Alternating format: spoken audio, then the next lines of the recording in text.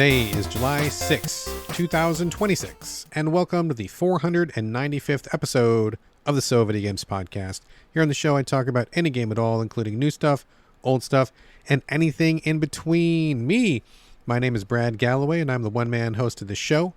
I'm also the editor of GameCritics.com, a reviews website that offers full accessibility information on every review that we publish. Hello! Thank you for joining me today. It is a lovely afternoon as I am recording this a day later than I normally do.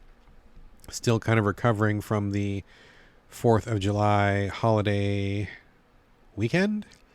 And wow, fuck the 4th of July. Fuck the 4th of July.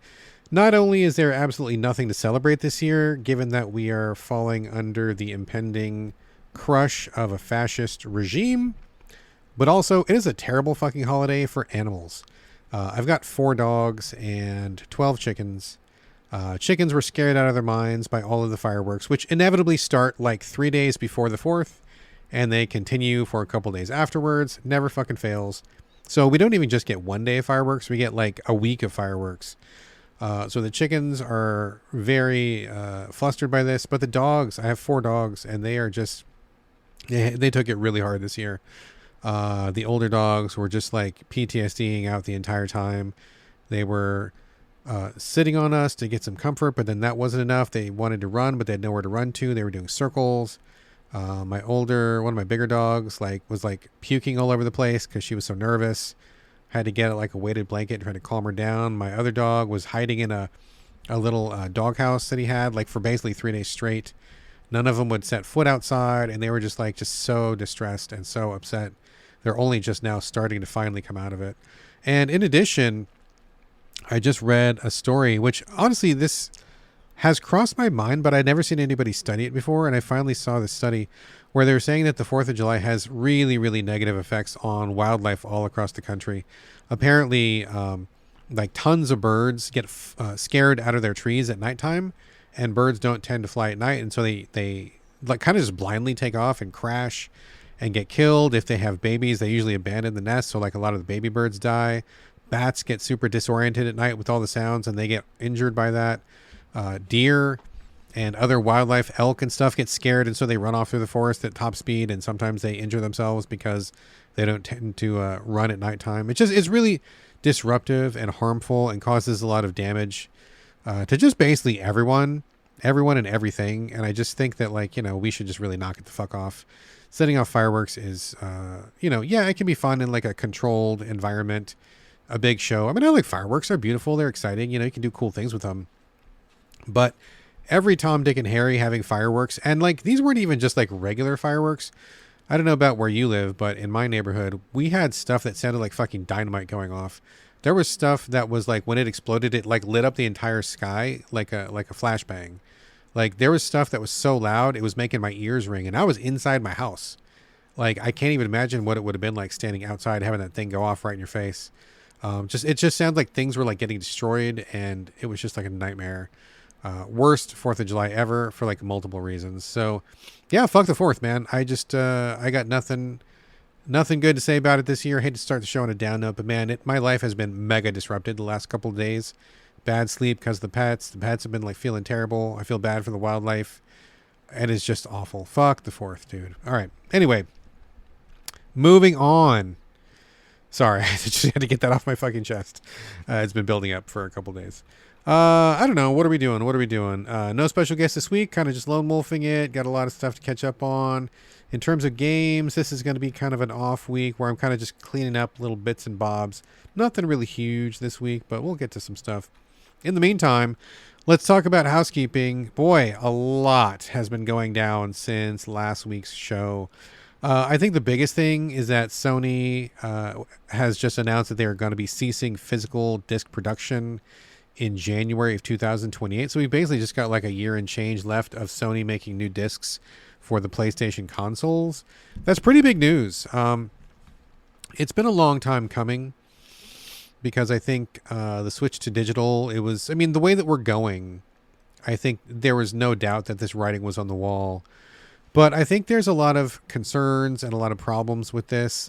Basically, to kind of just take the 10,000 foot view, I think that technology is accelerating far faster than any legislation which takes into account the rights of various people who participate in this technology, and also just giving a monopoly style control over the platform holders.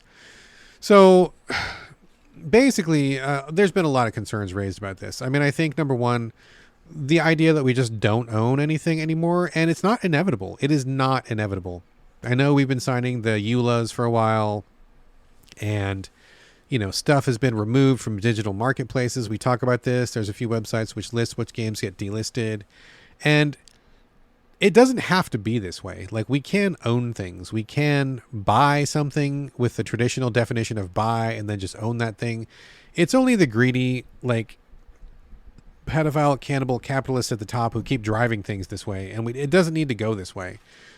We can change. We don't have to let these tech bros dictate every aspect of our lives. So there's that. I mean, the idea that you never own anything ever, which is a delight to the parasites at the top, and it is the bane of all of the consumers like myself and like you, I'm sure, who have to buy things and pay for things.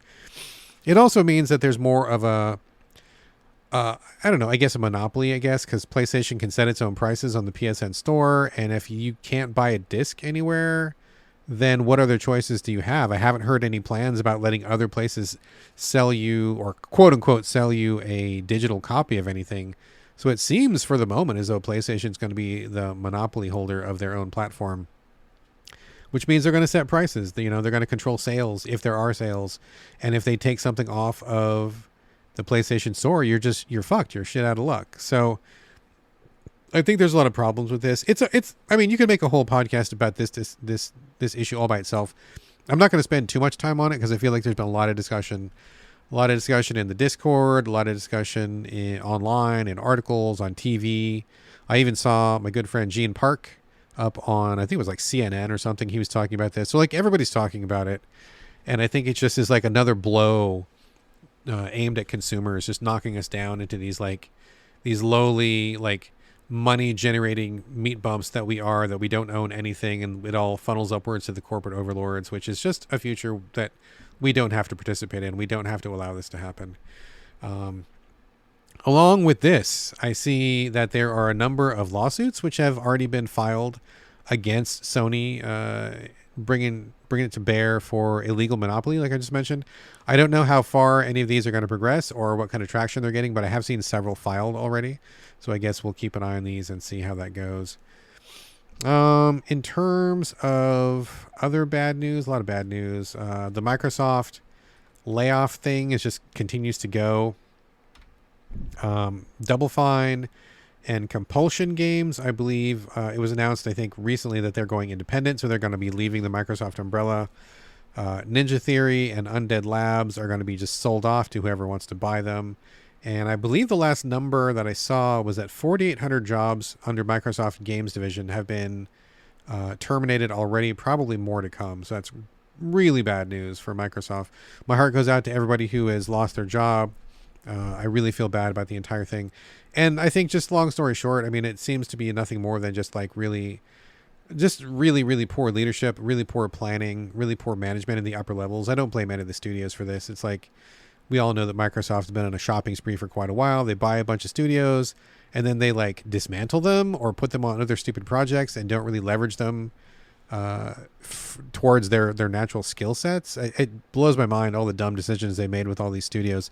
I don't know why they're doing it. Don't know why they did, but this is the birds coming home to roost. Is like you did all this buying and did nothing with it, and now you're laying them off because they didn't make any money. Well, of course not. You didn't have them making great games. You didn't put them where their strengths were. So of course you're going to lay them off. It's madness. I feel bad for everybody. I'm so sorry. So sorry. And in fact, I know a couple people personally who have been affected by this. So my heart goes out to them. And circling back for a minute, it was just pointed out in the So Videogames Discord. It slips my mind at the moment who brought it up. Who was it? Shout out to the person who brought it up. I apologize that your name is slipping. Oh, it was Mike. I think it was Mike. Mike from the So Videogames Discord brought up the fact that Sony today let out a statement or some kind of informational notice or something saying that they're leaning into AI to help their partners do blah, blah, blah, blah, fucking blah, which just means more layoffs on their end. And, AI is the devil right now. We don't really need to lean into that as well. So the thought that they're going to be using AI to streamline anything or improve anything or efficiency anything is just bullshit. So yeah, they not only are they aiming towards a digital monopoly, they're going to be using AI to do it. So fuck off. Do I have any good news today? Do I have any? Yes, I do. One piece of good news. Slitherine, who is a publisher who I actually really like a lot. You don't hear their name very often. They really lean into like tactics and strategy games, mostly on PC. But they do quite a bit of Warhammer 40k, which is where I have encountered them. They recently acquired the Blood Bowl license and publishing rights. Formerly it was Nacon, and man, they fucked up Blood Bowl. I think it was 3, the most recent one. They just really killed it with like microtransactions, shitty performance, shitty online. Oh man, it was really disappointing. I don't know if you are familiar. I'm actually a really big Blood Bowl fan. I don't like real American football, but I really love Blood Bowl because it's basically Blood Bowl with Warhammer characters, and it's broken down into a turn-based strategy game. And I think it's so cool and fun. I really have enjoyed Blood Bowl 1 and 2. I was very excited for Blood Bowl 3, and it was just like a disaster upon arrival. So I noped out, and it just seems to have been struggling and limping along. So I am very, very glad that Slitherine has picked it up. They do great work, and they know their shit. And I fully believe that Slytherine's going to get this in order. And so I might just skip Blood Bowl 3 altogether, as I already have. And I will look forward to Slitherine taking over and just cleaning this whole thing up and giving us a Blood Bowl that is actually worthy of the name. Great game, really fun when it works and when it's high quality. I would definitely recommend, something like Blood Bowl 2 if you've never played it before. A little janky, a little rough, but you'll get the idea. Just so fun to have like the monsters on the field, and doing football in turn-based strategy format is something that works really, really well. I have a great time with Blood Bowl, so looking forward to playing some more of that. 3 cheers to Slitherine for picking that up. All right, as the editor of GameCritics.com, I do like to shine a little spotlight over on things you may have missed if you haven't popped over lately. Let's take a quick look at things that we have published in the last couple days or so. Clickety click, click, click. Today we published a video first look at a game called Scramble Star Crossing from the recent Black Voices in Gaming showcase. I believe Eugene Sachs has done that one. We also had a review for TR49 by Bretton Campbell. This is kind of a very narrative-focused, kind of weird, puzzly story game from Inkle. I'm sure a lot of people are familiar with their work, so this is an interesting one. We've also got Schrodinger's Cat Burglar review. That one's done by Stephen Cook. That one is a puzzly type game where you have a cat that can split itself into multiple cats in order to solve puzzles. So I think that's interesting. And then prior to that, we have a 007 First Light review. Not sure if I mentioned that one already or not. But that one, gosh, who wrote that one? It was one of our newer people, Jack Bray. He ended up being much more bullish on 007 than I was, but we will have the official So Videogames review published before too long. But you can check that out. So go ahead and take a look at all those things. And, of course, more that you can see at GameCritics.com. We've got a backlog of literally thousands and thousands of video game reviews going back 27 years. So if there's any game that you think you might want to read up on from a historical perspective, we probably have covered it. Our YouTube channel is still there, youtube.com/@gamecritics.com videos. Eugene has put a number of first looks and quick hits up there, so check that out. And I think that brings us to the circle back portion of the show, where we circle back to things that we have talked about on previous episodes. Not going to get into all the details right now, so just think of this as a quick update to let you know if my thoughts have changed on something for better or for worse after spending more time with it. Only one circle back this week, and that is Rune Dice, which I covered, I believe, last week for the first time. This is a very easy breezy, light roguelike, and none of that is disrespectful. I think all of those are great things. This is you pick a character, 2D side view, typical roguelike node map structure. If you played a roguelike in the last 5 years, you know what I'm talking about. And in this one, you pick one from a couple different classes, and then you go into these battles. Battles are very simplified, very straightforward. There's not a lot of lore or deep strategizing, but each character has different types of dice, and you roll those dice. But like, you're not going for numbers. You're trying to actually get the dice to physically touch each other.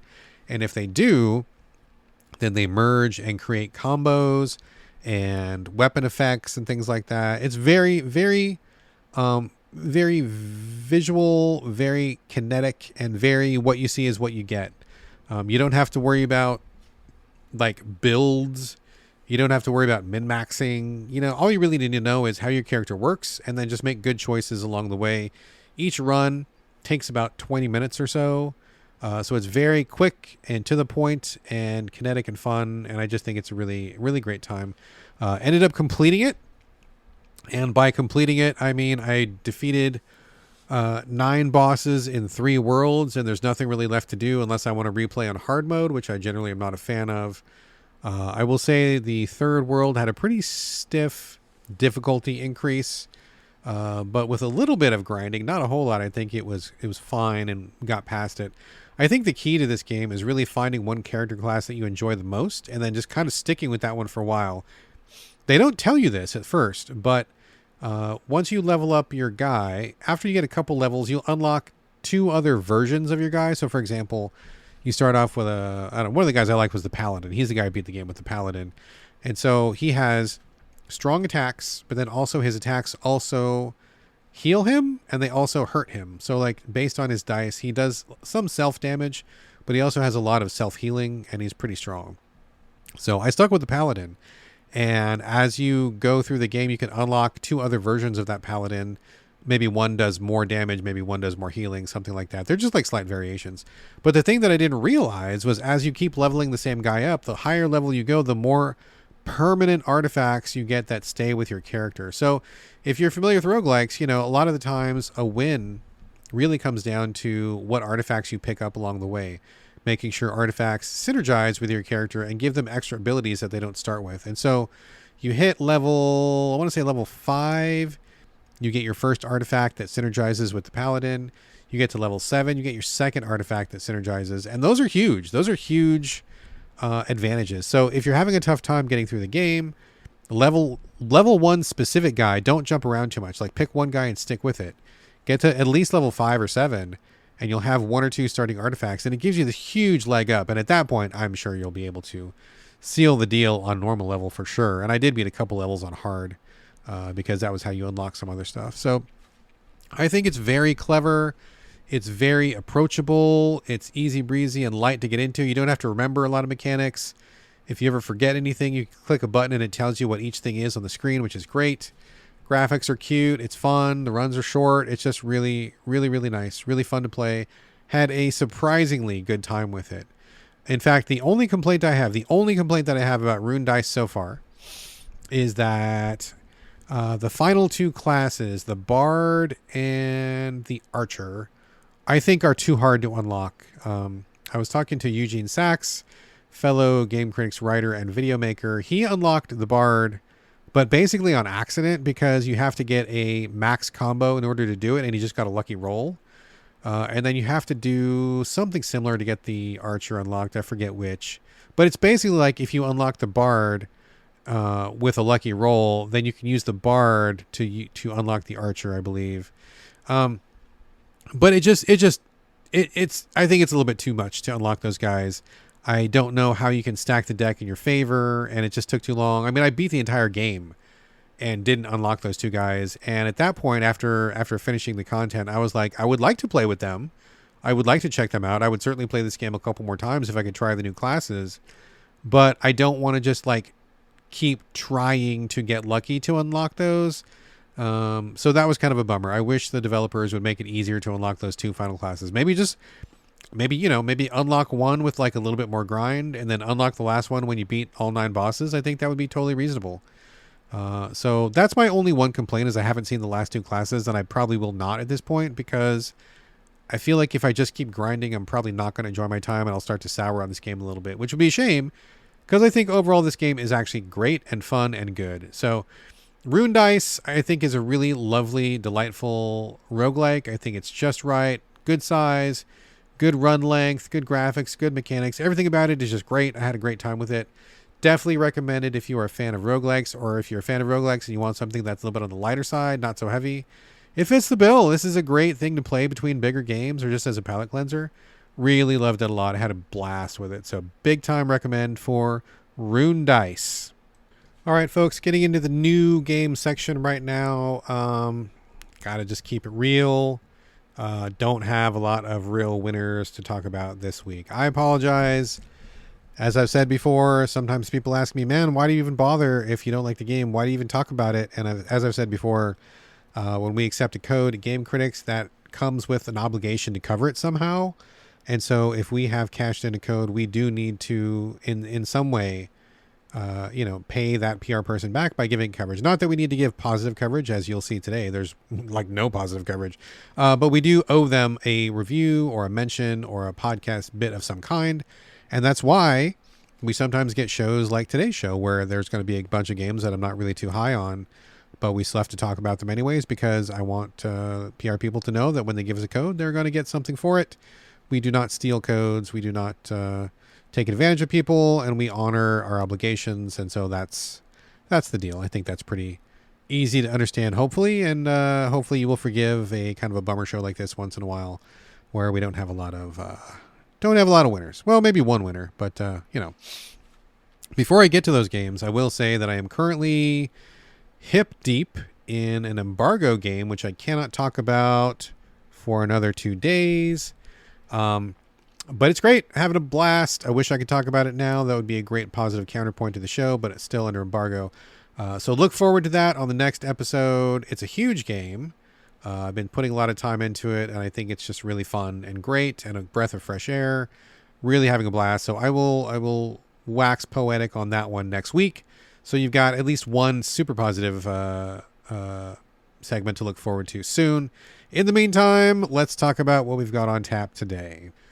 Okay, so first up is Hyperwired. This is a top-down shooting game where you're in a spaceship that has a electrical plug attached to it. And you fly around these top-down 2D levels, shooting stuff, and your energy depletes over time, and so you need to fly around and find things to plug into to recharge your energy, and then those plug things will refill your energy, but also give you some bonus abilities. And you generally have to plug into a bunch of them to clear the level, then you move on to the next level. So the trailer made it look pretty interesting, and I like the idea of having to kind of resource manage as you fly around and do that kind of stuff. Unfortunately, did not have a great time with this one. I think number one, the tutorial is not great, so that was a problem. But once you get into the game, I think it's just very repetitive and also very kind of chaotic in a way that I didn't really feel worked for me. Someone told me that the levels in this game are procedurally generated, and that makes sense because the levels are just nothing. Nothing about them stands out. They're not memorable in any way. They're just these kind of areas that you're in, and you just kind of have to fly around looking for plugs. If you run out of energy, you can always send out an emergency plug for yourself to kind of keep you going, which to me is not really great design.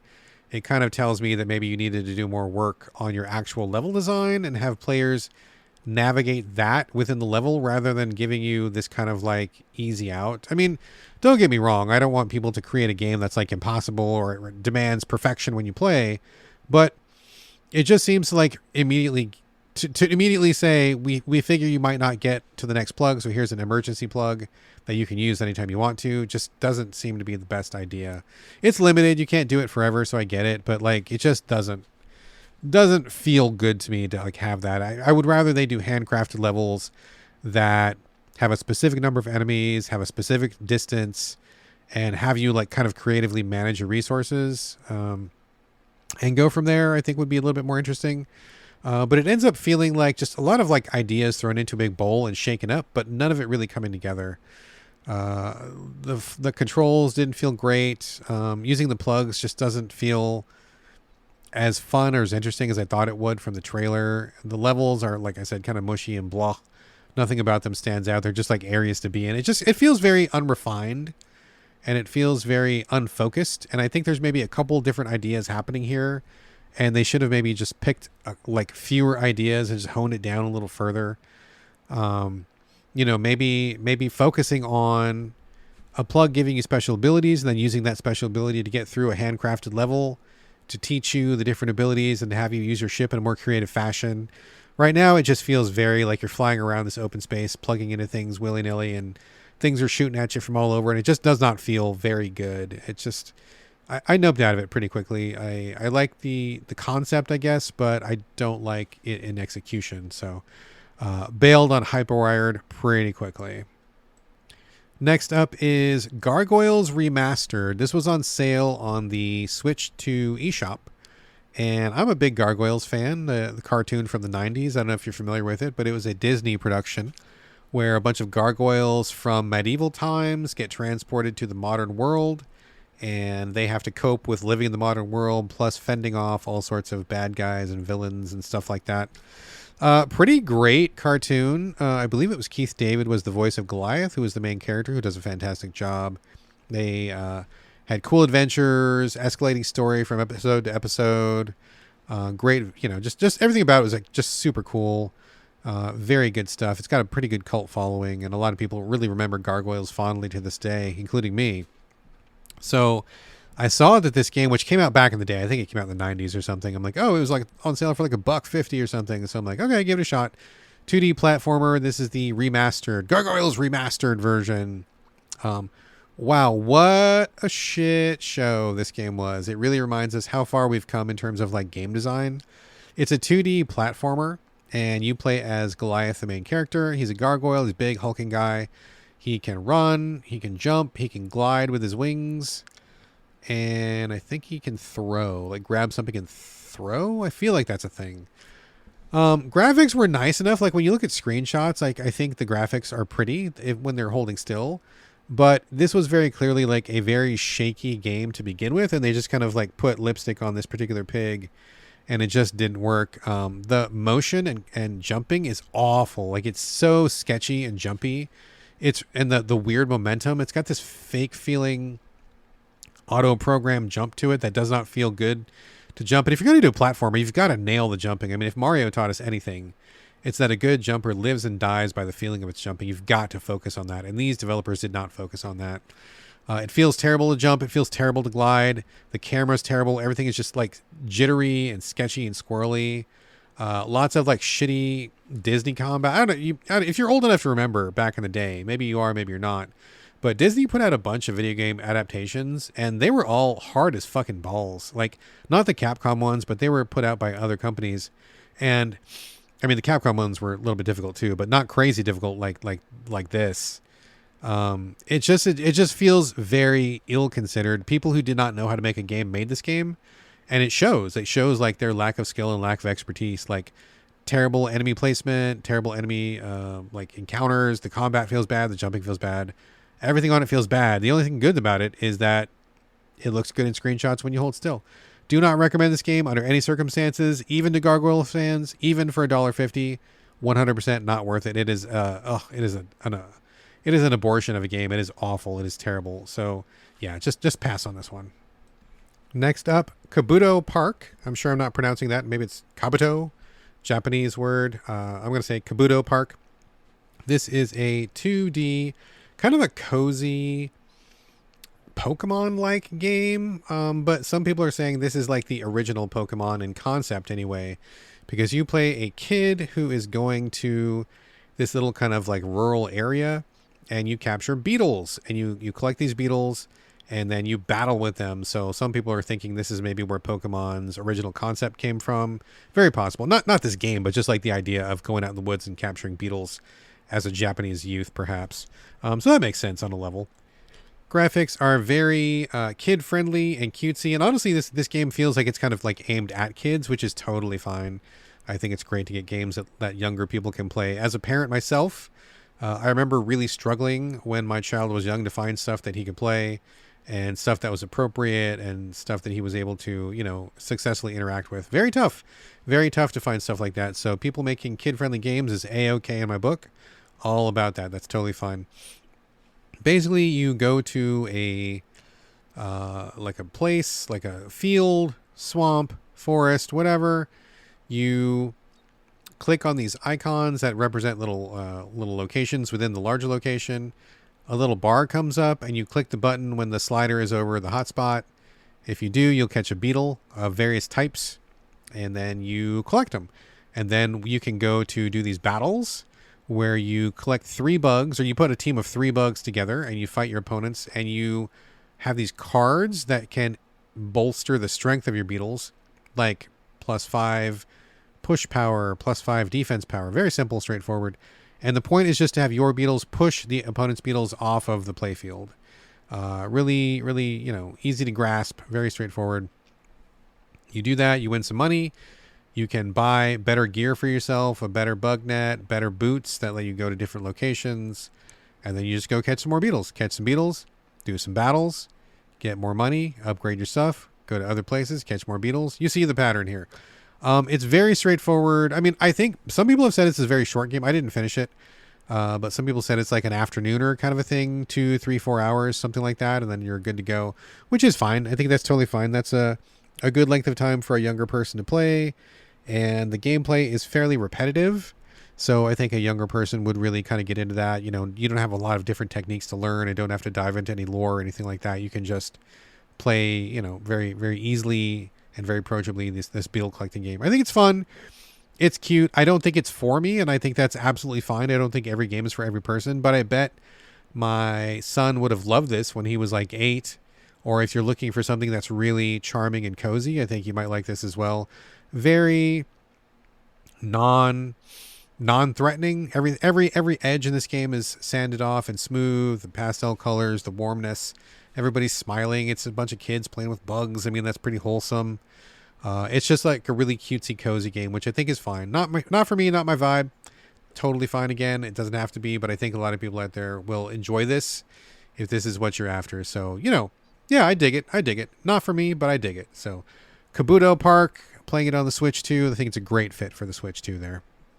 Last game of the show, Roadout. This is a brand new top-down RPG set in a sort of like Mad Max wasteland. Playing it on the Switch 2. I think it's a great fit for the Switch 2.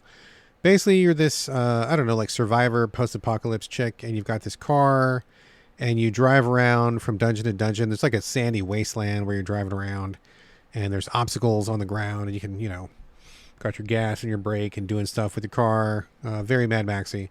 And then when you get into these dungeons, it's very much like a top-down 16-bit Zelda type of thing, where each dungeon has a series of puzzles, and there's like, mutants inside, and you attack them, and you just kind of progress like that. I didn't get super far into it. It was the last game I played for the show, so I kind of was like squeaking in at the very, very last minute. But I think it's pretty cool. If you are in the mood for something like 16-bitish, like old school Zelda-like, and you want the Mad Max theme, post-apocalyptic theme, I think it's doing what it does pretty well. I had a good time with it. I'm gonna be playing a little bit more. I only played like the first, dungeon and a half, and then I was driving around the world for a little bit. And I think it does what it needs to do. I think it's checking the boxes, and I think it's pretty great. I only 2 slight criticisms of it are the graphics are a little bit too blocky for me. Like, I kind of wish they had gone with like a slightly different artistic style. I mean, everybody's preference varies. I mean, I don't think they're done poorly. I just think for me, I would have liked a slightly larger, slightly more articulated style than what it offers. I'm pretty picky about my art, though. Y'all know that I'm an art guy. Visuals matter to me. Character design matters a lot. So I think the still pictures and the key art and the general like larger pieces of art in the game, I think are well done. It's just like the sprite art is a little bit scrunched for me, and I wasn't super grooving on that. And the other thing that I think is interesting is that it's not necessarily fully 2D as in it's flat. It is absolutely 2D in presentation, but it's actually 3D in reality, because there are often times when you're in a room and it seems like you can see everything, but maybe there's like a lock. This is one of the very first examples. It was like you're in the very first dungeon, there's a locked door, and you don't know how to progress. And I'm like, what the hell is going on? But it turns out you can turn the entire world with the right stick, and there's actually depth to it that you can't see. So like it seems flat, and then you hit the stick and you turn it, and the whole world turns. And then you're rotating the whole thing. There's like, you can see behind something on the other side of something. So there's like this hidden third dimension that you don't notice. and they'll often put like switches or important items in that third dimension behind something.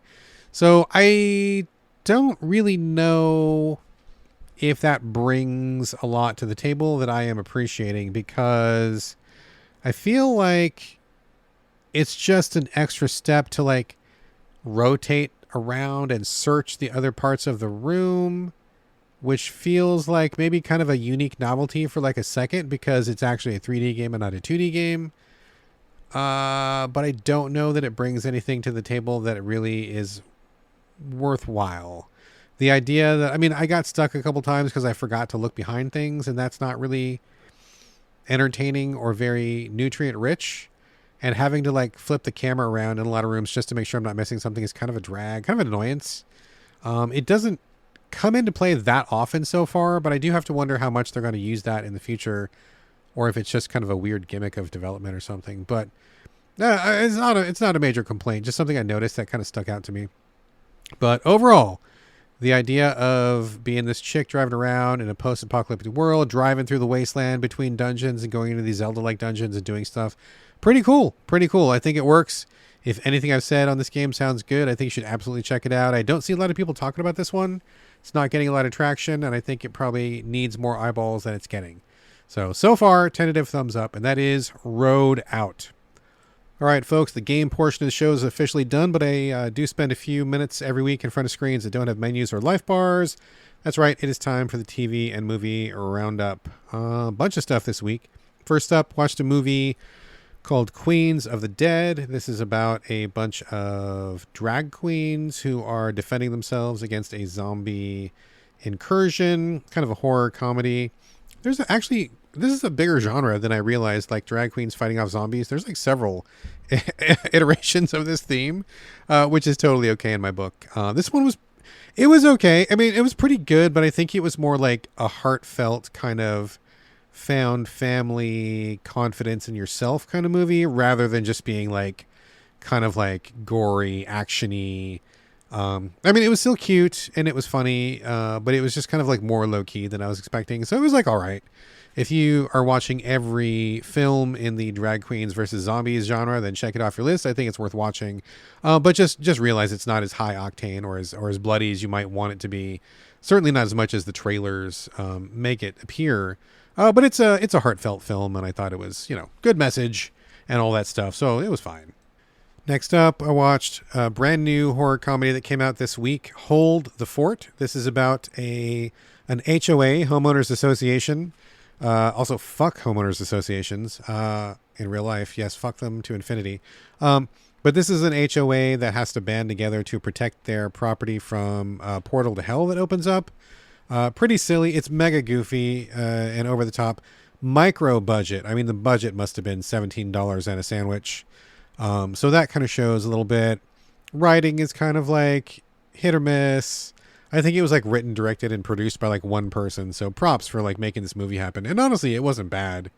It was just like some of the lines didn't quite land, and the special effects could have been a little bit better. I mean, it was okay. It was okay. It was one of those like, I'll watch it while eating some popcorn, and it was fine enough. But like, I wouldn't really rank it in my top 10 horror comedies or anything like that. It's one of those movies where like you watch the movie and you're like, yeah, that was fine.